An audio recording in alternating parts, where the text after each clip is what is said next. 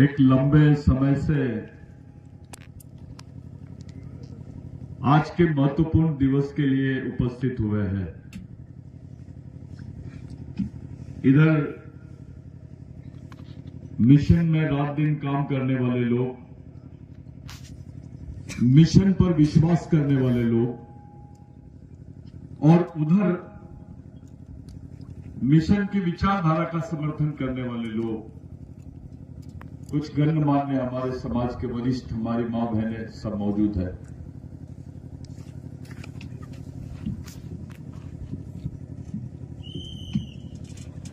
वैसे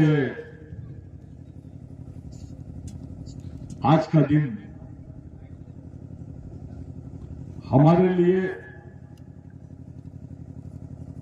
आदिवासियों के लिए नहीं, पूरे देश के लिए सबसे महत्वपूर्ण दिन है।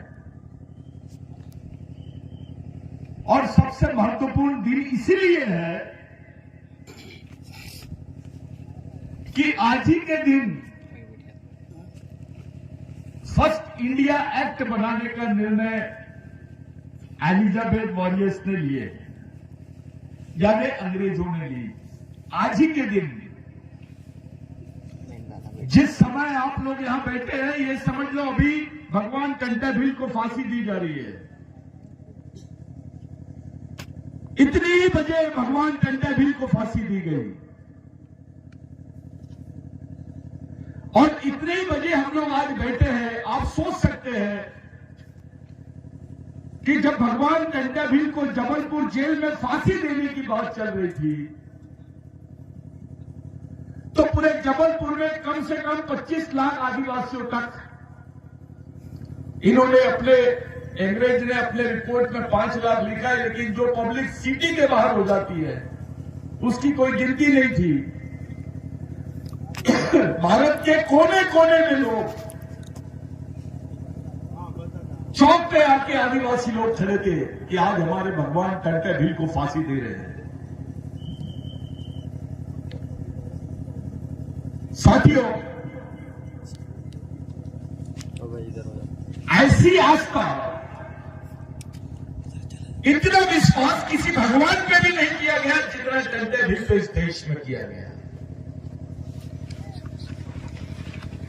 मैं भगवान की तुलना कर रहा हूं कंटेभिल जी से। उनके आंदोलन में गरीब आदमी से लेकर समाज के सामान्य आदमी को विश्वास था। कुछ लोगों ने कंटेभिल का इतिहास लिखा है, वो अपूर्ण इतिहास है। उसकी जानकारी आम आदमी तक के नहीं पहुंचाई गई। उसको शासकीय लाइब्रेरी में कैद करके रखा गया, उन किताबों को, और अंग्रेजों द्वारा लिखी गई जो रिपोर्ट्स थी उसको पूरी तरह दबा दिया गया, उसको छुपाया गया।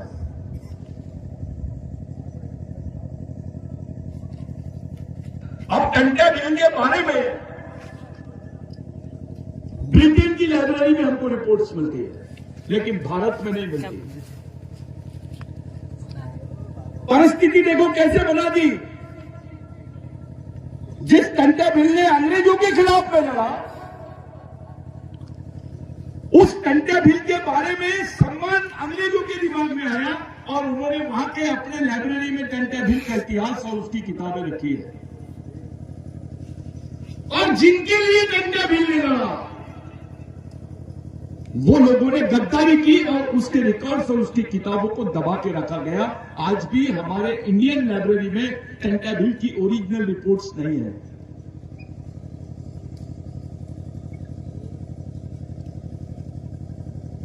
खंडवा का इतिहास, मेलघाट का इतिहास, नागपुर का इतिहास, नागपुर की सेंट्रल जेल में भगवान कंटेभिल थे 1 साल तक। नागपुर के हाई कोर्ट में भगवान कंटेभिल को फांसी की सजा सुनाई गई। यानी मध्य प्रदेश से लेकर महाराष्ट्र तक, यानी उस वक्त के सीपीएन बंगाल का जो क्षेत्र था, जिसको सेंट्रल प्रोविंस बोलते हैं, पहले प्रोविंस होता था, वो क्षेत्र में भगवान टंटा भील का जो काम था,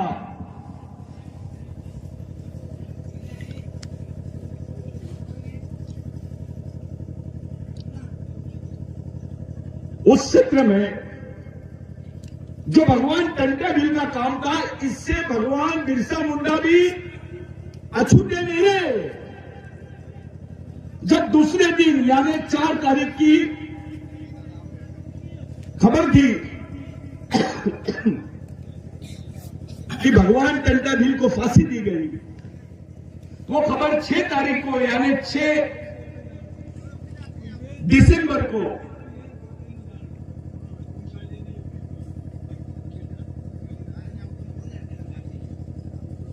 छोड़ दीजिए, हट जाओ।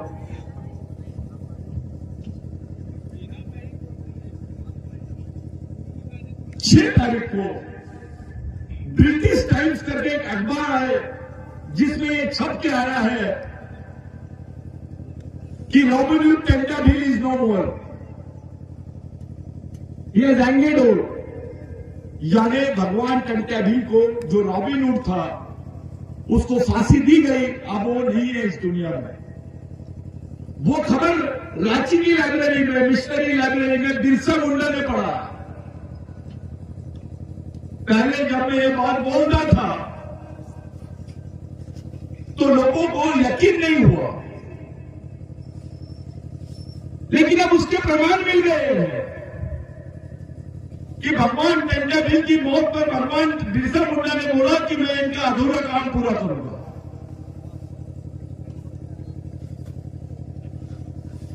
सोचिए कि भगवान टंटा भील का जो संघर्ष का इतिहास, उससे प्रेरणा लेकर भगवान बिरसा मुंडा का निर्माण होता है।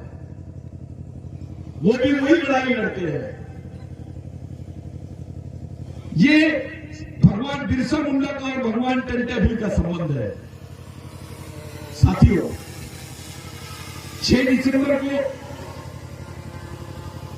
बिरसा मुंडा ने भगवान टंटा भील की खबर, उनकी मौत की खबर सुनी, और इस देश में एक हादसा 6 दिसंबर को और हुआ कि भगवान टंटा भील के क्षेत्र में जिनका जन्म हुआ वो डॉक्टर बाबा साहब अम्बेडकर, जिन्होंने इस देश के संविधान का निर्माण किया, उनका भी देहांत 6 दिसंबर को हुआ।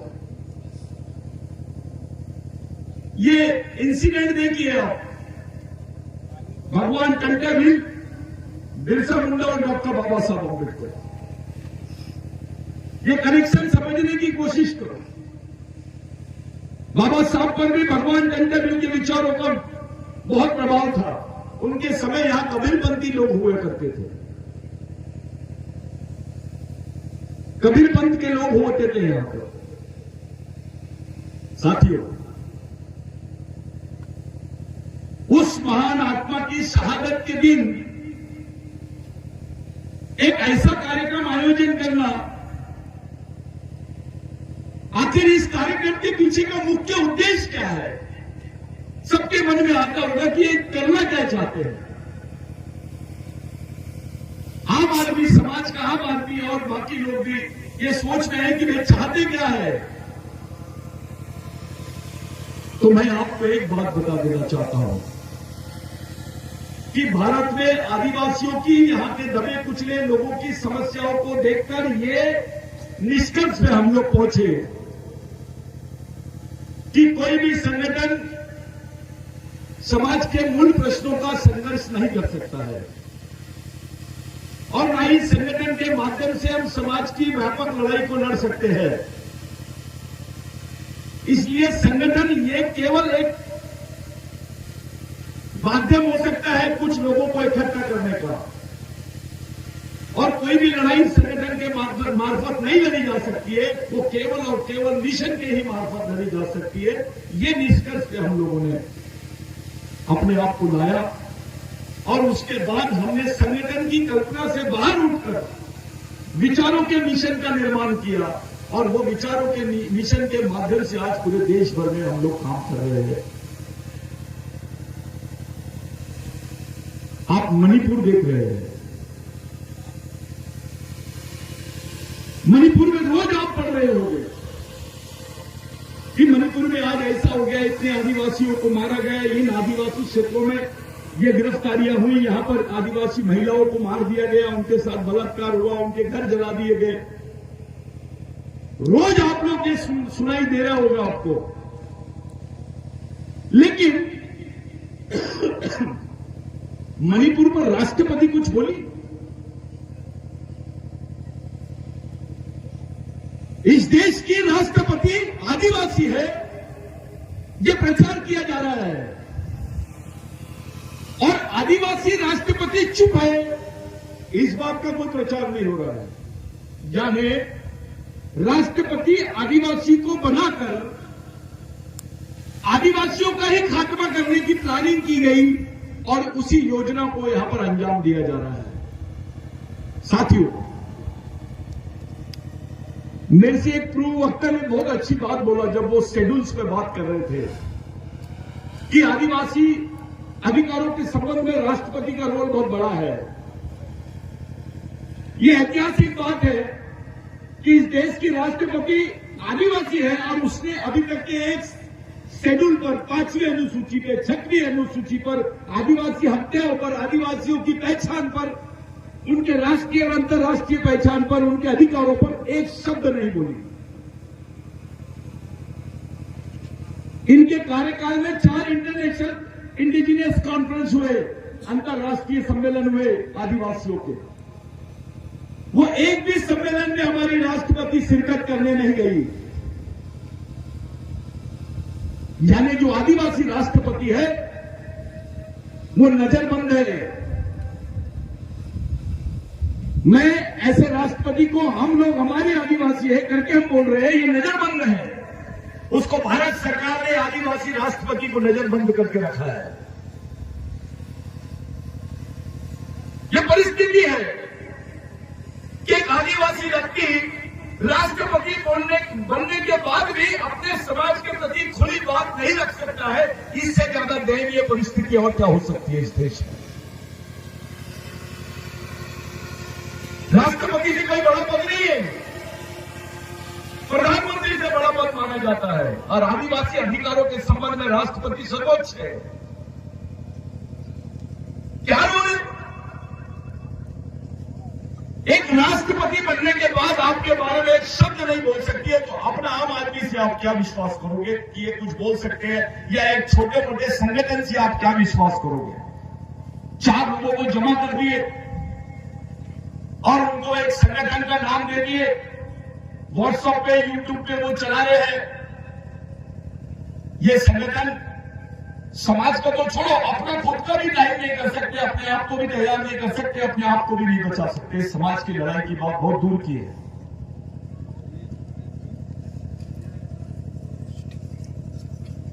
ये लड़ाई बहुत डिफिकल्ट लड़ाई है, ये सरल लड़ाई नहीं है। जितने युवा है आदिवासियों के, उनको सैनिक बनना ही पड़ेगा। उसको नागरिक बनकर उसको कोई रास्ता मिलने वाला नहीं है, वो बचने वाला भी नहीं है। उसको सामाजिक सैनिक बनकर साथों साथ अपनी नागरिकता का जो कर्तव्य है उसको वहन करना पड़ेगा। लेकिन आपको सामाजिक सैनिक के रूप में यह जीवन जीना पड़ेगा अगर आप अपनी आने वाली पीढ़ी को देखना चाहते हो तो। अगर आप अपनी आने वाली पीढ़ी को देखना नहीं चाहते हो तो केवल नागरिक बन के रहो। भगवान टंडन भी ने एक बात बड़ी प्यारी बोली थी, we are not citizens of India. हम इस देश के नागरिक नहीं हैं, हम इस देश के मालिक हैं। साथियों, मालिक और नागरिक दोनों में बहुत फर्क होता है। हमको मालिक बन के बने हुए जिस व्यक्ति ने इस देश के आदिवासियों को मालिक बनाया है, उसकी आज हम लोग श्रद्धांजलि, उसकी स्मृति भी हम लोग मना रहे हैं। ये उनके शहादत को सच्ची श्रद्धांजलि यानी वैचारिक श्रद्धांजलि देने का तरीका है। आप लोग बैठे हैं, नॉर्मल नहीं बैठे आप एक टोपी लगा के बैठे हैं, एक शिस्तभंग तरीके से बैठे, सिस्टमेटिक तरीके से आप लोग बैठे हैं। ये बैठक जो है अपनी आने वाली पीढ़ी को दिशा देगी, इन बच्चों को दिशा देगी कि आखिर मेरे को क्यों बिठाया गया था, क्या चाहते थे ये लोग। हमारी पिछली दो पीढ़ियों ने भगवान टंटा भील के विचारों के साथ गद्दारी की, उसको मारा ही नहीं। हमारे पढ़े लिखे लोगों ने भगवान बिरसा मुंडा, टंटा भील इनके विचारों के साथ गद्दारी की है। मैं जब मध्य प्रदेश में हम लोगों ने सर्वे किया तो हमने ऐसा पाया, अपने ही कुछ आदिवासी नालायक लोग, गद्दार लोग भगवान टंटा भील को डकैत बोलते थे। पढ़े लिखे, कोई ऑफिसर है, कोई डॉक्टर है, वो भगवान टंटा भील को डकैत बोलते थे, डकैत। मैंने खुद सुना हुए, उसकी रिकॉर्डिंग्स है। कुछ नेता भी है उसमें, कुछ कमीने नेता भी है।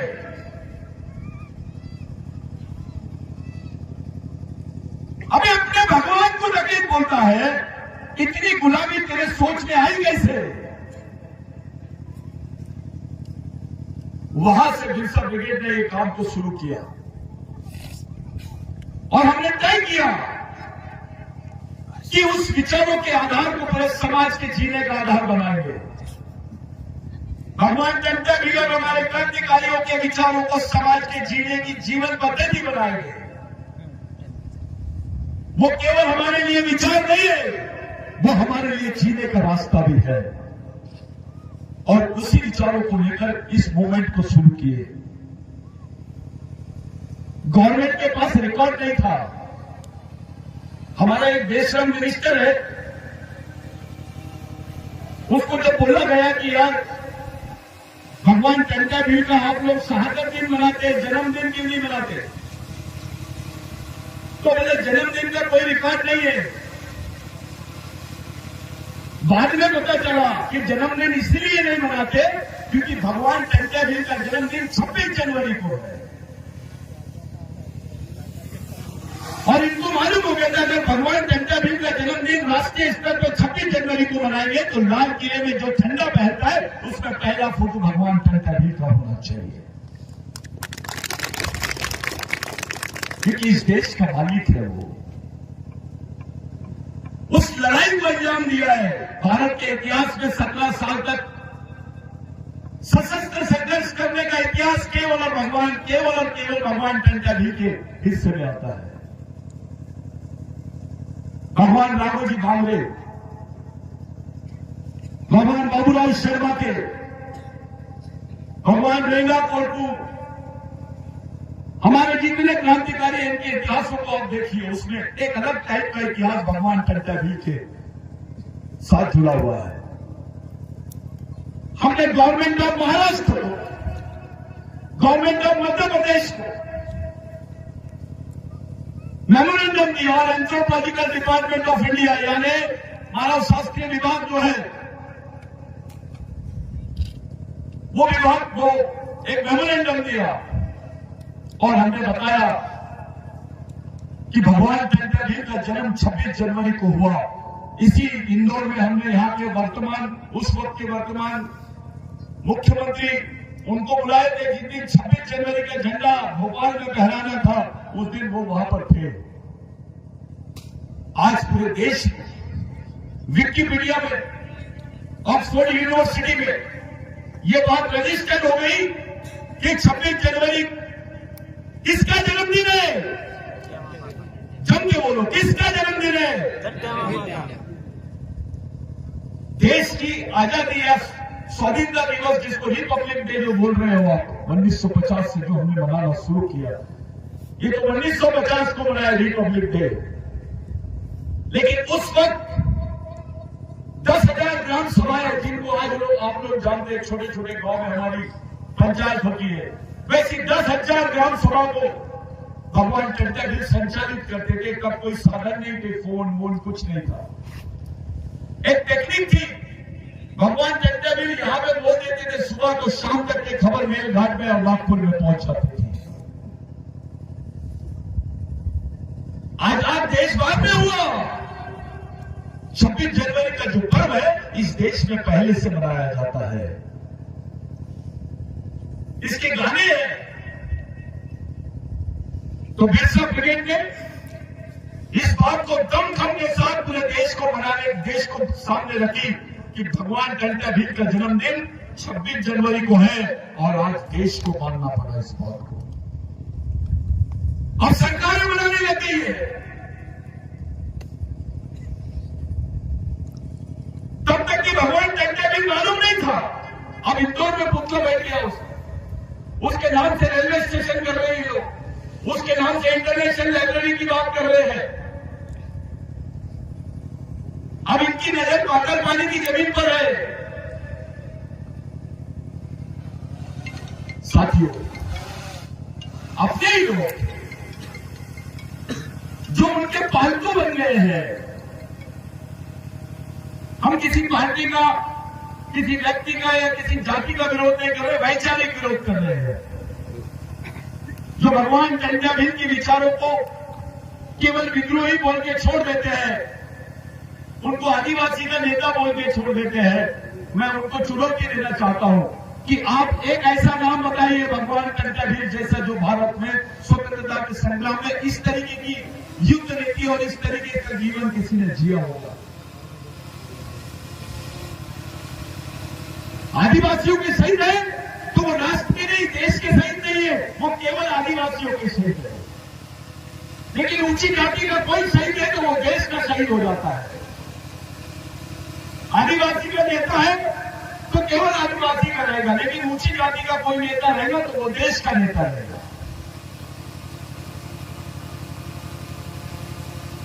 ये इस पॉलिटिक्स को समझने की कोशिश कर रहा है हमको।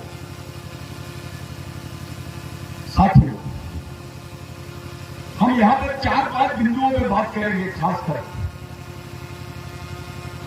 पहला यह था कि हम संगठन में विश्वास क्यों नहीं करते। हम संगठन में विश्वास इसलिए नहीं करते कि संगठन विचारों पे खड़ा नहीं होता है, संगठन आचारों पे और प्रश्नों पे खड़ा होता है, समस्या पे खड़ा होता है। संगठन की जो नींव रहती है वो प्रश्नों पर, समस्याओं पर और एक दूसरे के संबंधों पर खड़ी होती है। लेकिन मिशन की जो नींव है वो विचारों पे रहती है और इसलिए विचारों का मिशन खड़ा करने के लिए इतनी तकलीफें की जा रही है। जब तक हमारे विचारों का मिशन खड़ा नहीं होगा, भगवान टंटाभीर के विचारों का मिशन खड़ा नहीं होगा, हमको मुक्ति नहीं मिलेगी। अपना नियम है, एक नेता बनाओगे तो 5 साल काम देगा, लेकिन एक कार्यकर्ता बनाओगे तो समाज के लिए जिंदगी भर काम करेगा। ये नियम है विचारों की। आज के दिन हमारे सामने 3 बड़े प्रश्न हैं, हमारी आंखों के सामने। जैसे यूक्रेन का युद्ध हो रहा है वैसे ही युद्ध चल रहा है मणिपुर में। पार्लियामेंट में एक भी क्वेश्चन नहीं खड़ा हुआ मणिपुर पर, ना प्रधानमंत्री ने खड़ा किया इस पर बात, ना राष्ट्रपति ने की, ना किसी आदिवासी नेता ने किया। इससे हमको क्या संदेश मिल रहा है? इससे हमारे बीच में क्या मैसेज है? इससे हमको क्या सीखने मिल रहा है कि हमारे साथ कोई नहीं है। हमारे लोगों को बेवकूफ बनाते हैं, उनको धर्म के नाम पर, जाति के नाम पर बहकाकर उनको दूसरे तरीके से संगठित करने की कोशिश की जा रही है। और ये बहुत सफल हुआ है मध्य प्रदेश में, छत्तीसगढ़ में, गुजरात में। हमने इनको झारखंड में सक्सेस नहीं होने दिया।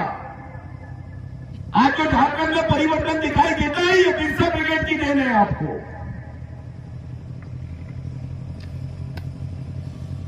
वहां पे जो विचारों का कार्यकर्ता है उस कार्यकर्ता ने जमीन पे जाके मेहनत की है। हम किसी पार्टी के पक्ष में नहीं थे लेकिन एक विचार के खिलाफ में हम जरूर है। साथियों, आदिवासियों में कोई वैचारिक मूवमेंट खड़ी नहीं होनी चाहिए, ऐसा केवल हमारे शत्रु नहीं सोचते, हमारे नेता भी सोचते हैं। इनसे भी सावधान रहना पड़ेगा। आपका इस्तेमाल केवल पार्टियों के लिए किया जा सकता है, संगठन के लिए किया जा सकता है, आंदोलन के लिए किया जा सकता है, समाज के लिए नहीं हो रहा है।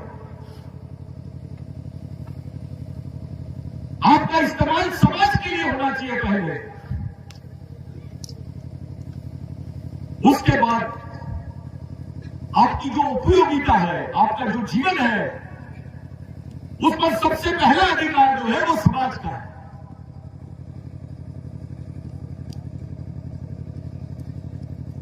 एक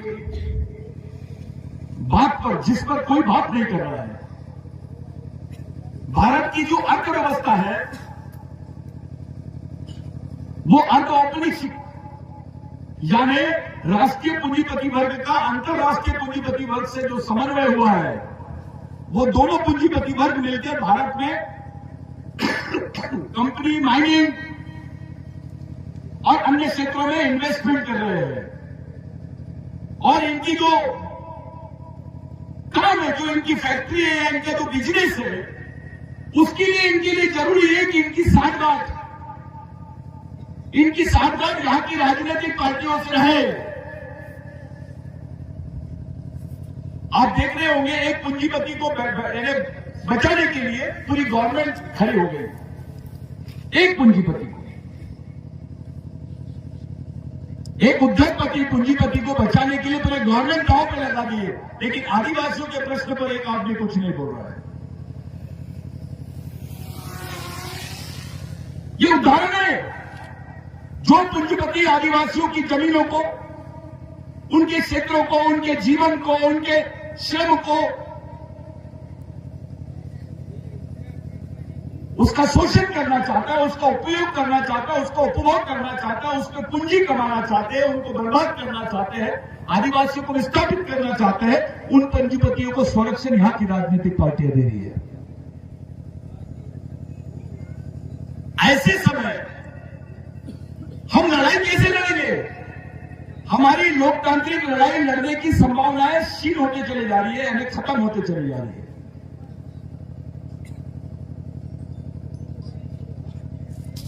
और उस लड़ाई को लड़ने के लिए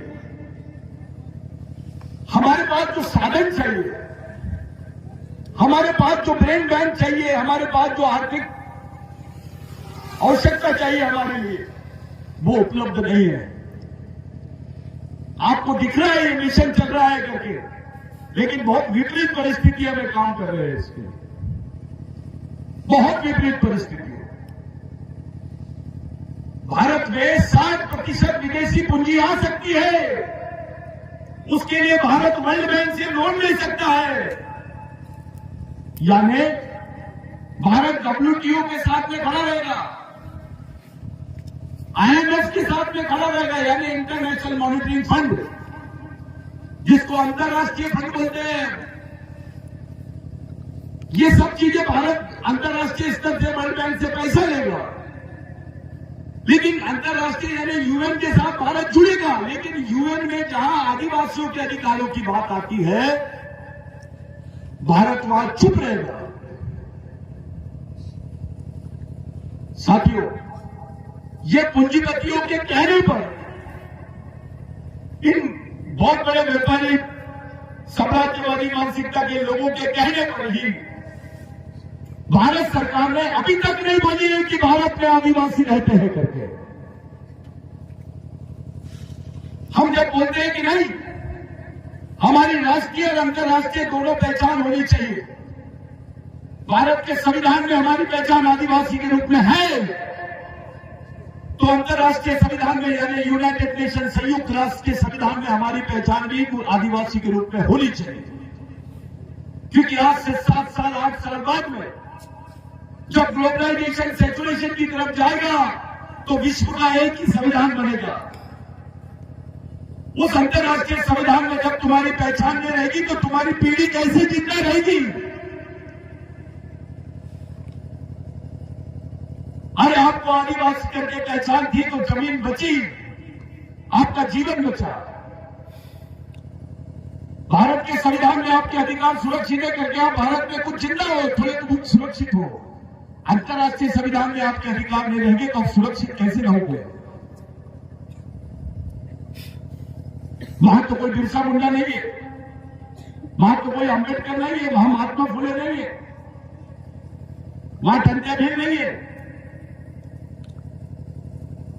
जब एक बात साथी ने बहुत अच्छी बोली कि जो 5th शेड्यूल है, 6th शेड्यूल है, ये प्री कॉन्स्टिट्यूशन राइट्स है, ये संविधान बनने के पहले के राइट है। इसके लिए कुर्बानी दी गई, इसके लिए लाखों आदिवासियों के गर्दन कटे, उनकी जिंदगी गई, लाखों की संख्या में लोग मरे। तब जाके ये प्री कॉन्स्टिट्यूशन हमको राइट्स मिले हैं जिसको प्रोविंशियल राइट्स बोलते हैं, non changeable, non amendable. Pre constitution constant rights यानी स्थायी अधिकार बोलते हैं उसको। वो स्थायी अधिकार होने के बाद भी हमारे अधिकारों पर गवर्नमेंट बात करने के लिए तैयार नहीं है। जब भी 5वीं अनुसूची के क्षेत्रों की बात आती है, मुख्यमंत्री, प्रधानमंत्री मुख्य जानवर जैसे खड़े रहते हैं। और उससे सबसे सरल की बात है हमारे सांड नेता, हमारे बैल नेता, हमारे गधे नेता, हमारे गद्दार नेता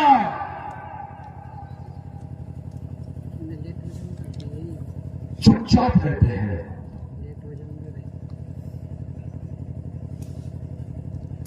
ये जरूरी है कि उनको इतनी सारी विभूतियों से इनको भारत रत्न नहीं देना पड़ सकता है, लेकिन इतना तो बोल ही सकते हैं क्योंकि दिख रहा है। साथियों, जो घटना मणिपुर में हुई मध्य प्रदेश में नहीं होगी इसकी कोई गारंटी है क्या? मणिपुर में आदिवासी संसाधनों के लिए इतना बड़ा झगड़ा शुरू हुआ है। मध्य प्रदेश में उससे ज्यादा आदिवासियों के पास भी संसाधन है। यहां झगड़ा होगा तो क्या करोगे आप?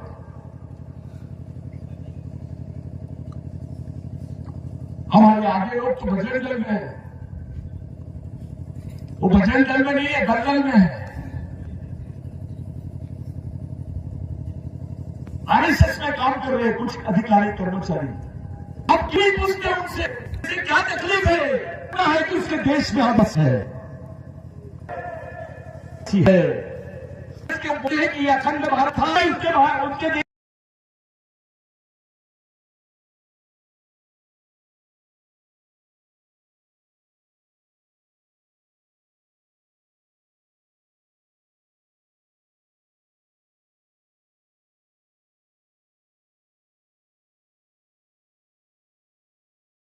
है। बांग्लादेश बोलता है उसके देश में आदिवासी है, तो भारत क्यों नहीं बोलता? जो मोहनजोदारो हड़प्पा का जो आधा क्षेत्र है वो भारत में, आधा पाकिस्तान में है। साथियों, ये एक ही देश है। उस समय ये एशिया का एक कंट्री एक दूसरे से जुड़े हुए थे। पाकिस्तान भारत से अलग हुआ, बांग्लादेश भारत से अलग हुआ, नेपाल भारत से अलग हुआ। जब यहां आदिवासी है तो भारत में आदिवासी क्यों नहीं रहता? अभी संयुक्त राष्ट्र संघ ने नेपाल के आदिवासियों को मान्यता दे दी है, भारत क्यों नहीं दे रहा है? क्योंकि भारत हिंदू राष्ट्र की संकल्पना को मानता है, सिंधु राष्ट्र की संकल्पना को नहीं मानता है।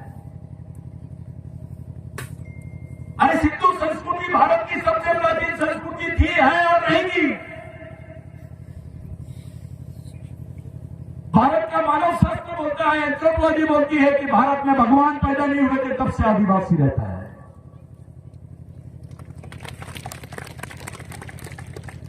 विज्ञान बोलता है, विज्ञान बताता है कि नहीं, भारत में भगवान नहीं रहते थे तब से आदिवासी रहते हैं। फिर भी आप बोलते नहीं कि भारत में आदिवासी है। अभी ईवीएम का मैटर बहुत चल रहा है। ईवीएम में गड़बड़ी हो गई, सब लोग पकड़ लिए। जिस गांव में 1600 वोट है वहां पर 2300 वोट मिले। इनका पराक्रम देख लो कैसा है, कितना एडवांस है भारत। विश्व गुरु इसीलिए माना जा रहा है अपने को कि जहां 2300 वोट है वहां 3400 4300 वोट पड़ते हैं। आपको मालूम भी नहीं आपका वोट किधर चले गया। और जो इलेक्शन कमिश्नर है वो चुप, और धीरे से बोलते हैं। फिर ये लोग सुप्रीम कोर्ट को नहीं मानते। कौन बोल रहा है, थोड़ा सा ध्यान में रखो मैं जो बोलना चाहता हूं। ये सुप्रीम कोर्ट को नहीं मानते। सुप्रीम कोर्ट ने ईवीएम के बारे में साफ बोल दिया है कि जो जीतता है वो ईवीएम को अच्छा बोलता है, जो हारता है वो ईवीएम में गड़बड़ी करता है। ऐसा सुप्रीम कोर्ट बोलता है। और सुप्रीम कोर्ट जो बोलता है वो सही बोल रहा है, इसलिए सुप्रीम कोर्ट की बात को मानना चाहिए। हम भी मानते हैं, हम सुप्रीम कोर्ट से भी सर्वोच्च भारत के संविधान को मानते हैं। उसको सुप्रीम बोलते हैं, supreme law. Constitution is a supreme law, यानी सर्वोच्च कानून यानी संविधान है, सुप्रीम कोर्ट नहीं है। इसी सुप्रीम कोर्ट ने 2010 में बोला, नंदा भाई भीम की केस में जिसको बिरसा ब्रिगेड नहीं लड़ा है, उस लड़ाई को जीते भी है। सुप्रीम कोर्ट ने जजमेंट दिया कि आदिवासी इस देश का मूल मालिक है, वो इसको, ये प्रथम नागरिक है, इसको मूल निवासी होने का सम्मान मिलना ही चाहिए। सुप्रीम कोर्ट ने बोला। भारत सरकार क्यों नहीं मान रही? ईवीएम की बात को बराबर मानते हैं, आदिवासी की बात को क्यों नहीं मानते? ईवीएम की बात को क्यों नहीं मानते? ईवीएम की बात मंजूर है, इलेक्ट्रॉनिक वोटिंग मशीन, उसकी बात को आप मान रहे हो, उस पर सुप्रीम कोर्ट की बात को मान रहे हो। ईवीएम आदिवासी विचार मंच, उसकी बात को नहीं मान रहे आप। यानी सुप्रीम कोर्ट का सम्मान आपको कौन से माध्यम से करना है, कौन से इश्यू पे करना है, ये आप तय करोगे। भगवान राम को यहां पे न्याय मिल जाता है, लेकिन आदिवासियों को न्याय नहीं मिलता है। उस लड़ाई को लड़ने के लिए ही तय करना है हमको कि हमारा मिशन कैसा हो। आप लोग बहुत बड़ी नींव डालने जा रहे हैं। आपकी आने वाली पीढ़ी आपको भगवान मानेगी, क्योंकि आप भगवानों का आंदोलन चला रहे हैं। कंटा भीम को हम क्या बोल रहे हैं? भगवान। बिरसा मुंडा को क्या बोलते हैं? नागोजी बांगड़े को क्या बोलते हैं? बाबूराव शर्मा के को क्या बोलते हैं? ये हमारे भगवान हैं। इनके विचारों का मूवमेंट हम चला रहे हैं, यानी भगवानों के विचारों का मूवमेंट चलाने वाला आदमी भगवान। G O D God, G for guardian यानी पालक, ओ फॉर ओनर यानी मालक, डी फॉर ड्राइवर यानी चालक, समाज का पालक, चालक और मालक। ऐसे आदमी को भगवान बोलते हैं, लेकिन उल्टा हो गया है। वो जीओडी गॉड था ना, वो डीओजी डॉग हो गया। आपका भगवान ही कुत्ता बन गया, पालतू हो गया वो उधर। वो कैसे भगवान बगावत करेगा, कैसे विद्रोह करेगा, कैसे इन क्रांतिकारियों को याद करेगा? व्यवहारिक रूप से आप उनके पालतू हो सकते हैं साथियों, लेकिन विचारों से आप किसी के पालतू मत बनो।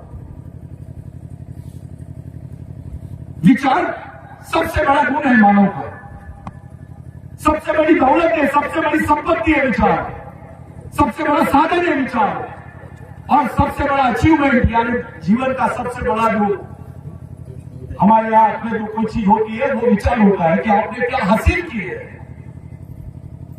आपकी संपत्ति खत्म हो सकती है, आप कर सकते हो, आपकी संपत्ति के साथ आपको भूल जाएंगे लोग, आप कर सकते हो, आपकी संपत्ति के साथ आपको भूल जाएंगे लोग, पद और प्रतिष्ठा दोनों मर जाएगी, विचार नहीं मरते। यह वैचारिक आंदोलन है। बिरसा मुंडा को जो तत्व ज्ञान था कि समाज हमारा आर्थिक रूप से गरीब रहेगा चलेगा, लेकिन विचारों से गरीब नहीं रहना चाहिए। जो विचारों से गरीब रहता है वो गुलाम पैदा होता है और गुलाम बन जाता है। इस आंदोलन को सही स्वरूप देने के लिए जो जो लोगों ने मशक्कत कर रहे हैं या जो जो लोग काम कर रहे हैं, जो जो लोग प्रत्यक्ष या प्रत्यक्ष रूप से मदद कर रहे हैं, वो सभी गॉड है। और आप तो गॉड है। कुछ लोग बोलते हैं, अरे भाऊ दादा आप बोल रहे थे आप लोग भगवान है वो, लेकिन बाकी लोग तो बोलते भगवान कोई झगड़े नहीं करते। तो उनको याद दिलाओ, मैंने कहा देव-असुर संग्राम, इस देश में एक इतिहास मिलता है, देव और असुरों का संग्राम। असुर यानी आदिवासी, असुर का मतलब होता है परिपक्व, जिसकी सत्ता है, जो मालिक है उसको असुर बोलते हैं। इन्होंने उसको बहुत अच्छा रूप दे दिया, असुर को राक्षस बना दिए, रक्षक को राक्षस बना दिए। अब इन्होंने हमारे एक सैनिक को पकड़ लिए, भगवान भोलेनाथ को, हमारा आराध्य है वो, उसको पकड़ लिए, जबकि इनके वेदों में उसका कोई उल्लेख नहीं है। मेरे सवाल एक दिमाग में आया कि संस्कृत अगर इस देश की सबसे ज्यादा पवित्र भाषा है, पुराने ग्रंथों की भाषा है, तो संस्कृत बोलने वाले लोगों की संख्या 1 लाख से ज्यादा कितनी है?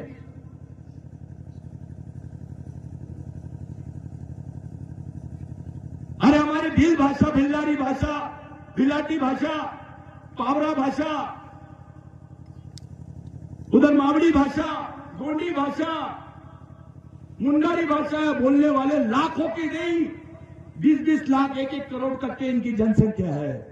लेकिन इन भाषाओं को राष्ट्रीय भाषा का दर्जा नहीं मिला, संस्कृत को राष्ट्रीय भाषा का दर्जा दिया गया। बहुत जल्दी उसको राष्ट्रीय भाषा का दर्जा दे दिया गया।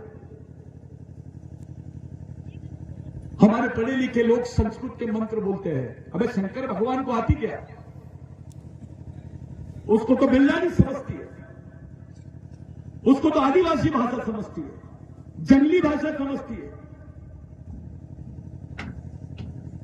आदिवासी संस्कृति को समझने के लिए आदिवासी तत्वज्ञान और आदिवासी भाषा ही उपयोग में आएंगी। आदिवासियों के पास तंत्र होते, मंत्र नहीं होते। आर्यों के आने से पहले भी हमारा यहां पर साम्राज्य था, सिंधु संस्कृति स्थापित की, मोहनजोदारो हड़प्पा की संस्कृति थी। इसके प्रमाण है, विश्व के सभी इतिहासकारों ने मान लिया इसको। यही लोग नहीं मान रहे, सिर्फ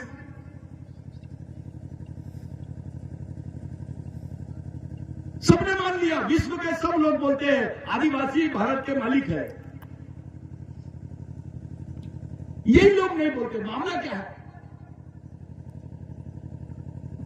अभी ईरान के लोगों ने यूनाइटेड नेशंस में बोला कि हम भारत में गए थे, वहां पर बिरसा ब्रिगेड ने इंटरनेशनल कॉन्फ्रेंस लिया था, हम आदिवासियों के बीच में गए। यह बात यूनाइटेड नेशंस में उठी, संयुक्त राष्ट्र संघ में उठी। यही लोग नहीं मान रहे, ये जीत पे रहे कि हम आदिवासी को आदिवासी नहीं रहने देंगे। आपको आपकी पहचान के साथ आपके अस्तित्व को खत्म करने का षड्यंत्र ही इनका धर्म युद्ध है। आप अपनी पीढ़ी को क्या जवाब दोगे मेरे भाइयों? ये लड़ाई ये चिल्लर लड़ाई नहीं है। किसी को विधायक बनाना है, किसी को सांसद बनाना है, किसी को मंत्री बनाना है, कोई चीज पे थोड़ा लड़ाई झगड़ा करके कब्जा कर लेना है, ऐसी लड़ाई नहीं है। ये लड़ाई के लिए सबसे पहली चीज है आपकी वैचारिक क्षमता। हमने दुश्मनों को विचारों से जीतना है सबसे पहले, और विचारों से हम कहीं कम नहीं पड़ना चाहिए। इस उद्देश्य की प्राप्ति के लिए पिछले 25 साल से ये कार्यक्रम चल रहा है। अभी 2023 में मोदी आरएसएस की सरकार ने एक बहुत खतरनाक षड्यंत्र करी। वन सुरक्षा संवर्धन अधिनियम 2023 बनाई। उसमें आदिवासियों की जो जमीन है उसको कॉर्पोरेट को देने का प्रावधान किया इसने, और आदिवासी क्षेत्रों में सेना तैनात करने का प्रावधान किया उसने। भारत के किसी संगठन ने इनके खिलाफ जाने की हिम्मत नहीं की। बहुत सारे आदिवासी संगठन हैं, क्योंकि वैचारिक संयुक्त रूप से इनका विरोध करने की ताकत हमें कम पड़ जाती है। ताकत तो अपनी भी नहीं, लेकिन वैचारिक आधार होने की वजह से हिम्मत थी करके सुप्रीम कोर्ट में हम लोग गए, उसके खिलाफ में पिटीशन डाले, और आज वो कानून को स्टे करके रखे हैं। अगर वो कानून 6 महीने भी लागू हो जाता भारत में, तो आदिवासी अपने इतिहास के साथ उनकी पहचान और उनकी जमीन जंगल खत्म हो जाते। 6 करोड़ आदिवासी विस्थापित हो जाते। ये लड़ाई आपने लड़ी है, इसके हकदार आप हैं। आपने 6 करोड़ आदिवासियों को बचाया है। बिरसा ब्रिगेड को सैल्यूट करते हैं। यह लड़ाई आपने लड़ी है।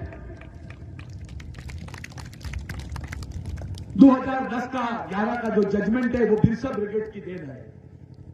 यह बात बिरसा ब्रिगेड की देन है। वन अधिकार बिल में जो भूमिका बिरसा ब्रिगेड की थी, जब शिबू सोरेन को जेल में डाल दिए थे, उस भूमिका तो आप बहुत यादगार भूमिका रही है। साथियों, आने वाले समय में 6000 माइनिंग प्रोजेक्ट इन्होंने आदिवासी क्षेत्रों में तैयार किए हैं, जिसके लिए वर्ल्ड का यानी विश्व का सबसे बड़ा इन्वेस्टमेंट भारत में हो रहा है। और जिस साथी ने यहां पर 5वीं अनुसूची का भाषण दिया, मैं उनको दिखाना चाहता हूं कि ये पूरे 6000 प्रोजेक्ट 5वीं अनुसूची क्षेत्र में ही लगाए जा रहे हैं। यानी आपका झगड़ा अभी अंतर्राष्ट्रीय ताकत से भी है, राष्ट्रीय ताकत से भी है, राष्ट्रीय पूंजीपति वर्ग से भी है, अंतर्राष्ट्रीय पूंजीपति वर्ग से भी है, और सरकार से भी है। ऐसे समय अगर आपको प्रोटेक्शन चाहिए तो आपको इंटरनेशनल कोर्ट में और इंटरनेशनल कॉन्स्टिट्यूशन के थ्रू ही प्रोटेक्शन मिलेगा। इसलिए आपकी पहचान संयुक्त राष्ट्र संघ में होना बहुत जरूरी है। आपने कुछ भी किए तो ये लोग आपको स्टैंप मार देते, नक्सलवादी। बिरसा ब्रिगेड को अक्सर ये लोग इसी तरीके से देखते हैं। हम उनको खुला चैलेंज किए, बताओ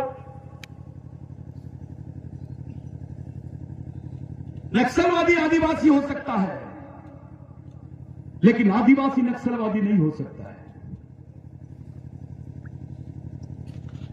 जो लड़ाई जल जमीन जंगल की सामाजिक स्तर पर, वो जो लड़ाई यहां पर मध्य प्रदेश में आदिवासियों की है, वही लड़ाई मध्य प्रदेश महाराष्ट्र में भी है, वही लड़ाई छत्तीसगढ़ में है, वही लड़ाई झारखंड में है, वही लड़ाई उड़ीसा में है, वही लड़ाई गुजरात में है, वही लड़ाई राजस्थान में है, वही लड़ाई आसाम में है, वही नागालैंड में है, वही मणिपुर में है। जब हमारी लड़ाई समान है राष्ट्रीय स्तर पर, तो हमारी विचारधारा भी समान होना चाहिए। और संगठन गली गुची का नहीं होना चाहिए, 2 जिले वाला 5 जिलों वाला नहीं, वो राष्ट्रीय होना चाहिए। अगर लड़ना है तो, भगना है तो कुछ भी बनाओ।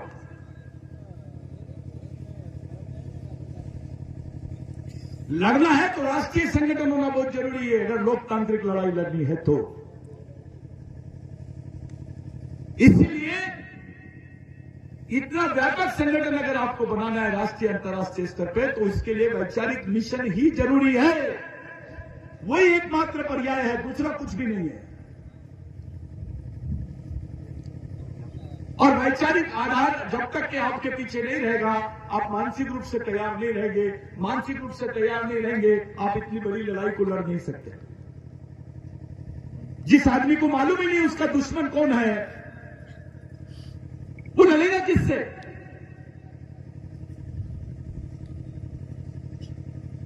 जिसको मालूम ही नहीं कि उसका शत्रु कौन है, किससे लड़ेगा वो? दुश्मन को ही नहीं जानता, दुश्मन से अपरिचित है, वो लड़ाई कैसे लड़ेगा भाई?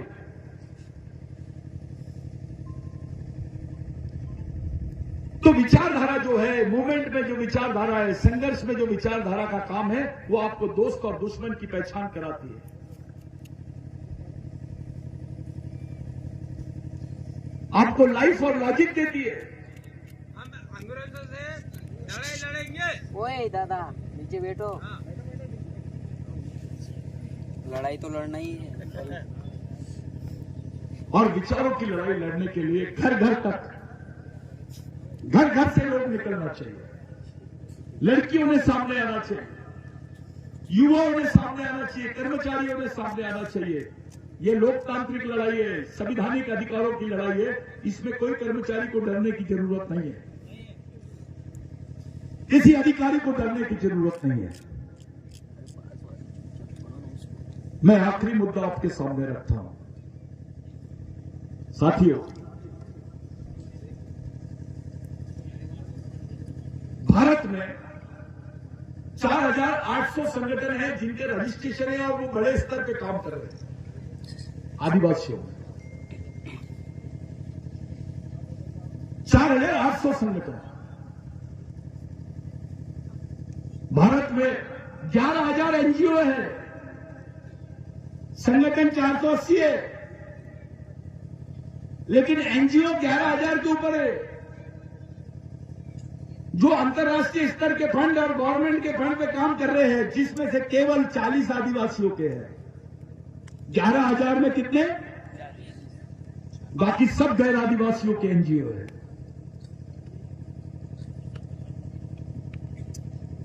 और ये अंतर्राष्ट्रीय फंड आदिवासियों के नाम से लाते हैं और उसका उपभोग 5 स्टार होटल में रह के, विदेश यात्रा करके, उसको बड़े उसी में सुखी है। ये धंधा है ये। और सरकार के नेता, सरकार के लोग, सरकार खुद इसमें दलाली का काम करती है। परसेंटेज, अंतर्राष्ट्रीय फंड आता है तो गवर्नमेंट को परसेंटेज मिल जाता है आदिवासियों के नाम पर।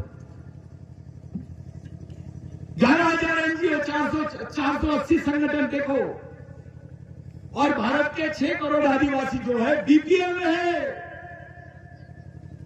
6 करोड़ आदिवासी बीपीएल में है, लेकिन केवल 3 करोड़ आदिवासियों के पास नहीं प्रमाण पत्र है बीपीएल का, जिसको बिलो पॉवर्टी लाइन बोलते, गरीबी रेखा के नीचे।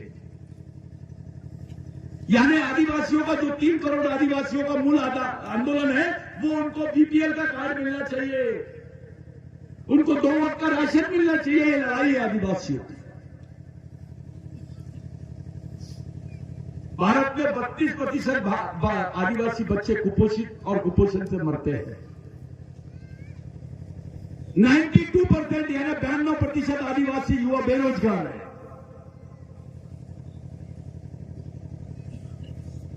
और जितने लेबर है भारत में गड्ढे खोदने का काम करते हैं, जोखिम का काम करते हैं, उसमें 60% आदिवासी है। गरीब कौन? आदिवासी। मजदूर कौन? बेरोजगार कौन? शोषित कौन? जितने लोग प्रोजेक्ट के नाम पर विस्थापित हुए, उनमें 80% लोग आदिवासी भारत में। आंकड़े छुपाते हैं लोग, अपने लोगों को बेवकूफ बना देते हैं। नहीं ऐसा नहीं, ऐसा है, ऐसा नहीं, ऐसा है। आपको अलग टाइप के आंकड़े बनाते हैं और आपके बीच में रखते हैं। मीडिया इनका है, हमारा एक चैनल नहीं है। चैनल तो दूर की बात है, एक अखबार भी नहीं है आदिवासियों का। जो रेगुलर भारत में चलता होगा, आपकी बात कौन सुनेगा? आपकी बात आपके भाई तक आप कैसे पहुंचाओगे? ये सोशल मीडिया पे भी कंट्रोल उनका है। वो चाहेंगे आपकी न्यूज को स्प्रेड होने देंगे, वो नहीं चाहेंगे आपकी न्यूज को कट कर देंगे।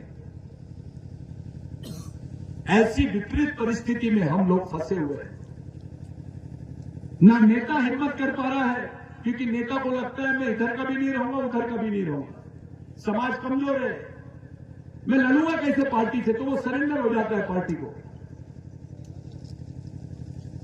वो हिम्मत नहीं कर पा रहा है। अधिकारी डरा हुआ है, वो पुलिस से कम आरएसएस के लोगों से ज्यादा करता है।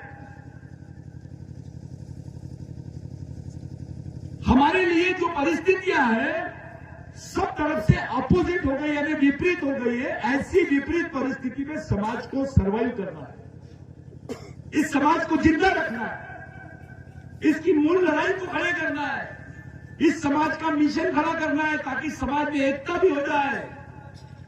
हमारे खूब बेवकूफ लोग हैं, बुरा नहीं मानना, मैं एक शब्द यहां से बोलता हूं, जिनको वैचारिक नपुंसक बोलते हैं, जो जाति के नाम से संगठन चला रहे हैं। मैं भील हूं, बिलाला हूं, बारेला हूं, गाड़ी तू, कोरकू हूं, गोंड हूं, मारिया हूं, प्रधान हूं। ये जो भाषा करने वाले लोग हैं, नपुंसक लोग हैं, गांडू लोग हैं।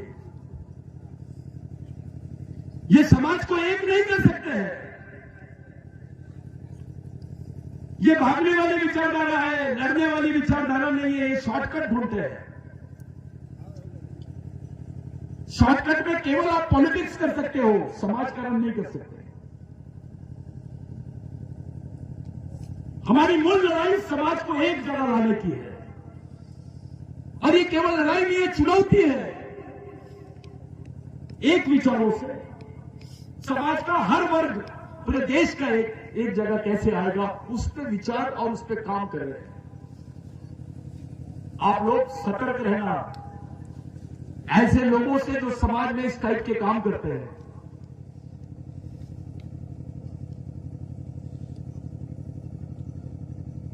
आप लोग ऐसे लोगों से सतर्क रहना। मैं ये इसलिए बोल रहा हूं कि साइंस ने डीएनए रिपोर्ट में बता दिया कि आदिवासियों का डीएनए पूरे आदिवासियों का समान है, वर्ल्ड के, केवल भारत की नहीं। जब भारत सिंधु भारत था तो आप लोग एक जगह थे, एक संस्कृति के अधीनस्थ थे। भारत के जितने आदिवासी हैं वो शिव को अपना आराध्य मानते हैं, राम को नहीं मानते, हनुमान का रिस्पेक्ट करते हैं। अपने खेत के पास में एक लाल पत्थर रख देते, उसको सिंदूर लगा देते, वो हनुमान बन जाता है। एक पत्थर रहता है, वो लिंकपिन बन जाता है। वो शिव को अपना आराध्य मानते हैं। उसके इर्द गिर्द सिंधु संस्कृति में हम लोग दिखाई देते हैं। जब हम संस्कृति की बात करते हैं तो सिंधु संस्कृति की बात होती है, और उसका नायक जो है वो शिव है। शिव भगवान नहीं हमारे लिए आराध्य, हम शिव की मां को भी मानते हैं। इनको शिव तक ही समझ में आया होगा, उसकी मां का कोई अध्ययन नहीं होगा। इनके ग्रंथों में कोई इसका उल्लेख नहीं है। आदिवासी की संस्कृति जो है वो मूल की संस्कृति है, मूल मानव संस्कृति है। और ये जो मूल झगड़ा है भाई, अब ये एक नया झगड़ा खड़ा कर दिया इन्होंने देश में, हिंदू संस्कृति और सिंधु संस्कृति। अब इस पे चर्चा करने लग गए हैं लोग, बड़े बड़े साहित्यकार इस पर चर्चा कर रहे हैं, बड़े बड़े इतिहासकार इस पर चर्चा कर रहे हैं। और जब सिंधु संस्कृति की बात होती है तो आदिवासियों की बात होती है, क्योंकि सिंधु संस्कृति का जो नायक है वो आदिवासी है। आदिवासी इस देश के मूल मालिक है। यहां के एससी, एसटी, ओबीसी माइनॉरिटी के लोग उसके वंशज हैं। यह सिंधु संस्कृति का सिद्धांत है। आदिवासी धर्म पे विश्वास नहीं करता। धर्म तो 3000 साल पुरानी चीज है। कोई भी धर्म 3000 4000 साल पहले से उसका कोई अस्तित्व नहीं था, लेकिन आदिवासी संस्कृति का अस्तित्व इस देश में हजारों सालों का है। इसलिए एंथ्रोपोलॉजी बोलती है कि भगवान पैदा होने से पहले इस देश में आदिवासी पैदा हुआ है। हम भी शिव को मानते हैं, हमारा भी आधार है। फिर आप हमारी पहचान को क्यों नहीं मानते हैं? हमारे मन में सवाल खड़ा होता है कि आदिवासी किसी धर्म का, किसी समाज का, किसी संस्कृति का विरोध नहीं करता है, लेकिन आदिवासियों को इनकी विरोध क्यों हो रहा है? जिसके बदन के कपड़े नहीं है, जिसके पेट में रोटी नहीं है, जो एक कांच घास के घर में रह रहा है, ऐसे आदमी का आप विरोध क्यों कर रहे हो? इसके पीछे में एक षड्यंत्र है जिसको आपको समझने की जरूरत है। साथियों, आप लोग मिशन चलाओ, मूवमेंट चलाओ, अपने आप को मिशनरी समझो, समाज का सैनिक समझो, अपनी जवाबदारी को समझो, समाज के साथ ईमानदारी और समझदारी, ये दोनों चीजें आप लोग पालो, उसको रखो। आपकी सामाजिक ईमानदारी और सामाजिक समझदारी ही आपके समाज को खड़ा कर सकती है। अध्ययन करो, लिटरेचर्स पढ़ो, अपोजिट लिटरेचर्स भी पढ़ो, उनकी न्यूज भी देखो और अपने से जुड़े हुए लिटरेचर्स को भी पढ़ो, उसको भी समझने की कोशिश करो और मूवमेंट से जुड़े रहो। इसका आर्थिक विकास कैसे होगा, गांव गांव हम लोग कैसे जुड़ेंगे, समाज का गरीब आदमी भी कैसे जुड़ेगा, और अभी आपको डेवलपमेंट बता रहा हूं मैं। मूवमेंट में एससी कम्युनिटी के भी लोग काम करने लग गए हैं, ओबीसी भी आ रहे हैं, मुस्लिम भी आ रहा है, क्रिश्चियन भी आ रहा है। हर समुदाय का आदमी अभी बिरसा ब्रिगेड की तरफ पलट रहा है, क्योंकि ये घर वापसी है। वो अपनी मूल संस्कृति की तरफ लौटना चाहता है, क्योंकि वो भी कहलाना चाहता है कि मैं भी इस देश का मालिक हूं। हम इस देश के भाईचारे को, इस देश की संस्कृति को और हमारे संविधान को जिंदा रखते हुए अपने आप को, अपनी पहचान को और अपने अधिकारों को जिंदा रखने की लड़ाई लड़ रहे हैं। हम असंवैधानिक नहीं हो सकते हैं। जो हमको अभी असंवैधानिक बोल रहे हैं, उनको समझ में आ गया है कि ये लड़ाई संवैधानिक तरीके से लड़ रहे हैं, इसलिए इनको असंवैधानिक बोलना जरूरी है। आज के दौर में हर आदमी एक मीडिया से भ्रमित होते चले जा रहा है। आपको धर्म कोड की बात नहीं करनी है, आपको सांस्कृतिक कोड की बात करनी है, क्योंकि पूरे भारत के आदिवासियों का धर्म समान है ऐसा कोई नहीं बोल सकता, लेकिन आदिवासियों की संस्कृति समान है ऐसा बोल सकते हैं। We need common cultural code, CCC, common cultural code, समान सांस्कृतिक कोड, इसकी जरूरत है आदिवासियों को। आज के दिन आप तमाम लोग ये पॉम्पलेट, पोस्टर, ये आपके लिए है।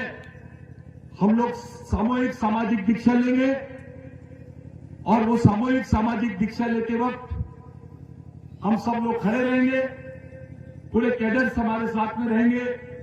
कोई ऐसी चीज जिससे तुमको मन में कोई शंका आई होगी, किसी गैर आदिवासी भाई को बुरा लगा होगा, यहां तक कि हम ब्राह्मणों के भी खिलाफ में नहीं।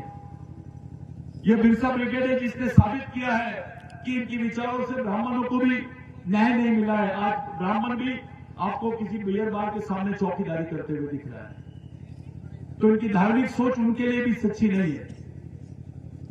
साथियों, आप लोगों से मैं विनती करता हूं कि हम अपने शहीदों को सच्ची आदरांजलि देने के लिए, उनको हाजिर नाजिर रखकर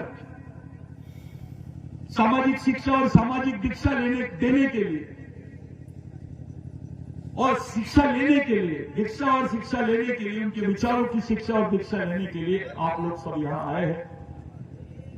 जितने कैडर से मध्य प्रदेश, महाराष्ट्र, बाकी जगह से जो लोग आए हैं, यहां पे जो खड़े हैं नीचे उनसे ज्यादा सर्वश्रेष्ठ लोग खड़े हैं।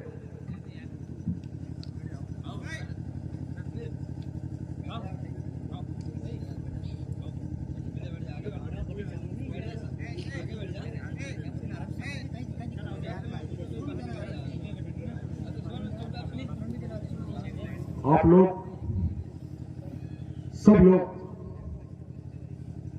बहुत देर से है, आपके खाने का भी प्रबंध है।